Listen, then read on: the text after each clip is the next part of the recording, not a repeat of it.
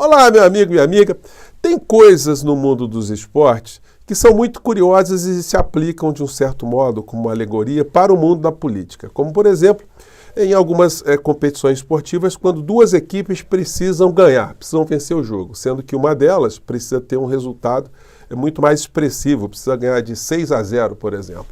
E aí essa equipe ganha de 5-0. Tem uma vitória expressiva, mas não obtém um resultado suficiente para passar para uma outra fase para se sagrar campeão. É o que está acontecendo, de um certo modo, quando a gente analisa os resultados na política aqui no nosso país. Se, por um lado, um conjunto de partidos progressistas, humanistas, de esquerda, não tem muito o que comemorar, porque alguns até tiveram derrotas muito expressivas em relação à sua legenda, outros tiveram alguma melhora, embora tímida, como foi o caso do PT. Mas, do outro lado, nós tivemos um crescimento muito expressivo da direita e da extrema-direita. Mas, em alguns pontos estratégicos, eles estão deixando a desejar. E o líder maior desse movimento de extrema-direita, ele passou por uma situação hoje que vai ficar ecoando durante muito tempo, que foi uma publicação de uma entrevista de Silas Malafaia, dizendo aquilo que nós já dizemos da figura há muito tempo. Só que vindo de uma pessoa da direita, uma espécie de guru de Bolsonaro, isso tem um peso muito distinto. E eu vou conversar com vocês sobre o que está acontecendo e, se você não leu a entrevista, que é muito longa, eu separei só os vocábulos, as palavras que Silas Malafaia destinou a seu pupilo, ao seu seguidor máximo. Antes de entrar aqui nos temas, quero convidar você que está chegando agora ao nosso portal e ainda não nos conhecia, para que, em primeiro lugar, você se inscreva aqui conosco e conheça também os nossos outros vídeos. Se você gostar, compartilhe, recomende. E nunca se esqueça de dar o seu joinha, o seu comentário, que são muito preciosos aqui no nosso portal. E, se puder, venha também para o nosso clube de membros. Você aqui é muito bem-vindo e muito bem-vindo. Gente, vamos aqui com uma situação interessante, Aqui no Rio de Janeiro, não foi só o Bolsonaro, não. O clã Bolsonaro tomou uma surra gigantesca, exceto a figura do Carluxo, que não poderia ser diferente, ele foi o vereador mais votado. Mas a família toda se empenhou na campanha de ramagem. Esse delegado da Polícia Federal, esse delegado muito estranho, que é um delegado que não viu crime ali no entorno do clã Bolsonaro e da própria figura do inelegível, ou seja, um delegado meio míope, para dizer o mínimo, para não dizer compromissado com coisas, no mínimo, incorretas, ou imorais e ilegítimas.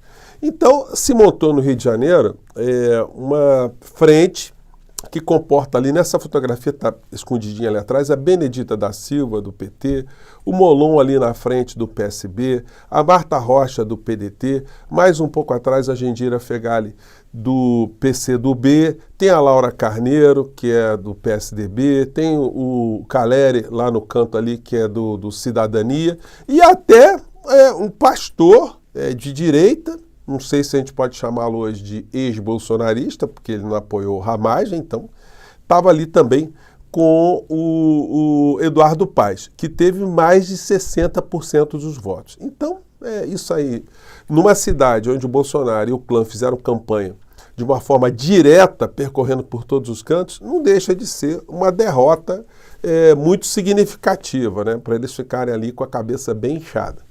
Bom, e aí, partindo de um ponto da vigarice bolsonarista para outro, a notícia de hoje é: defesa de Marçal diz à Justiça Eleitoral que foi divulgação, que a divulgação de laudo falso contra Boulos foi livre manifestação do pensamento. Ô fofinho, o do boné, não vai dar certo não, tá? O senhor vai ser cassado, o senhor vai ser tornado inelegível. Porque o senhor cometeu crimes de monta muito superior ao, por exemplo, a que acarretou a cassação do deputado Francisquini, que foi o primeiro que puxou a fila em relação à propagação de fake news, de mentiras. O senhor fez uma mentira cabeluda contra o Boulos, e isso vai lhe custar aí uma inelegibilidade por 8 anos, e isso aí não tem como escapar.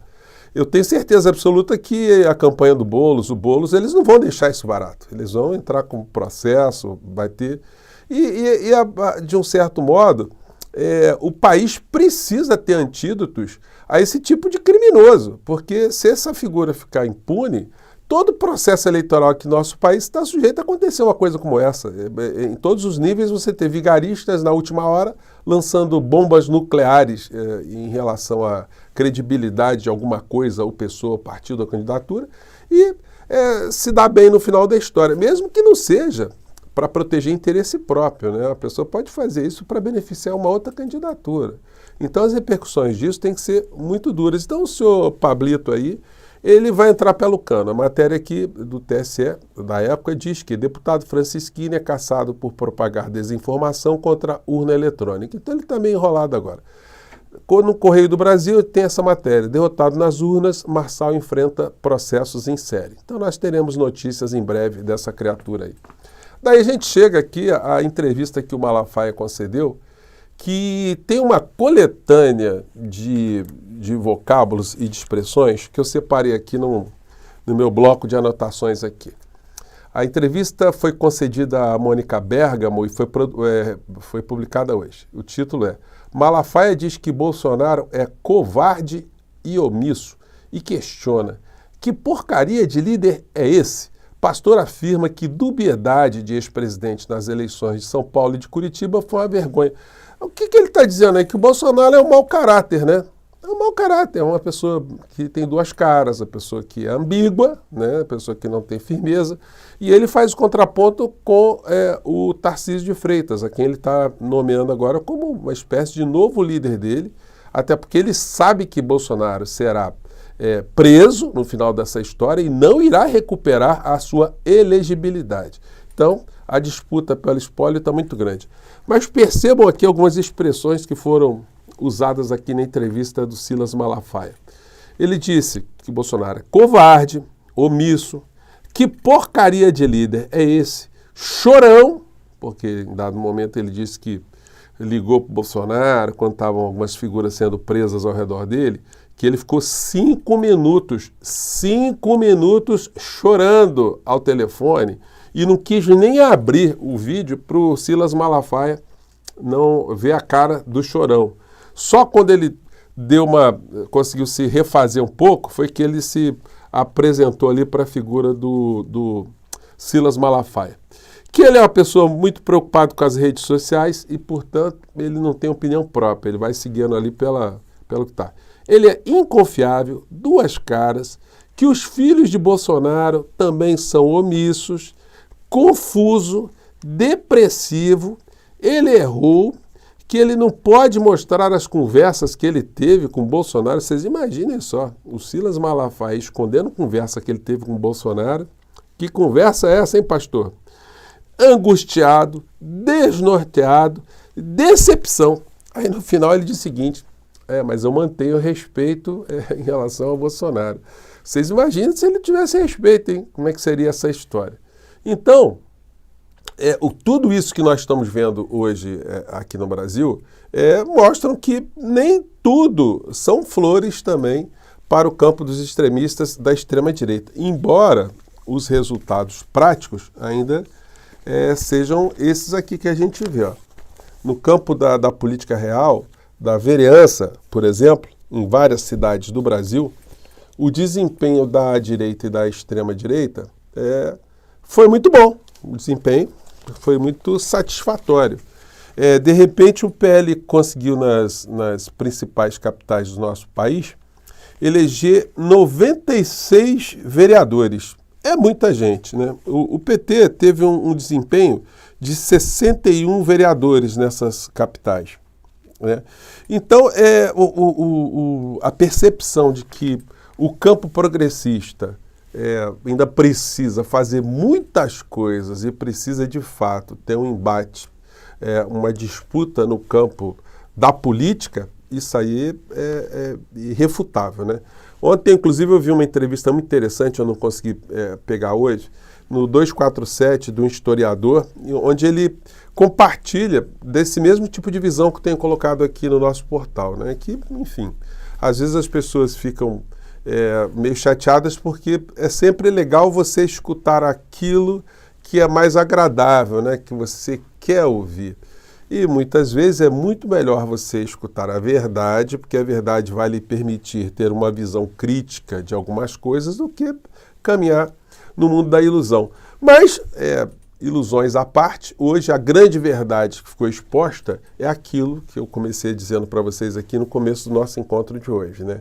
Que a figura do inelegível é uma figura das mais abjetas enquanto ser humano e, sobretudo, enquanto uma espécie de líder político. Não é por outra razão que o seu espólio já está sendo disputado.